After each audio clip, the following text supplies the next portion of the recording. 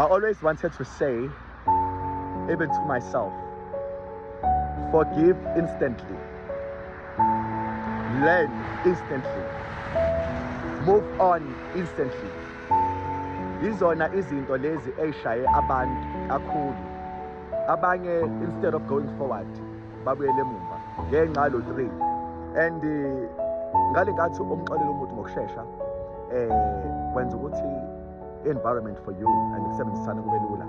But once ungamxoleli kuba nzima.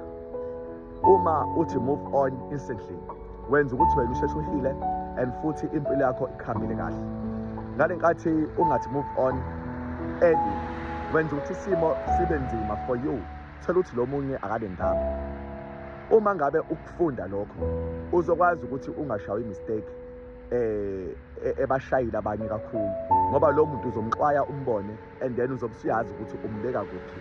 Nabantu abasondeza kunabantu ababeka kuphi. Lo uzokwazi ukubeka umuntu ozokulimaza eduze kwakho njalo ekubeni usubona ukuthi lokho akwenza purposely.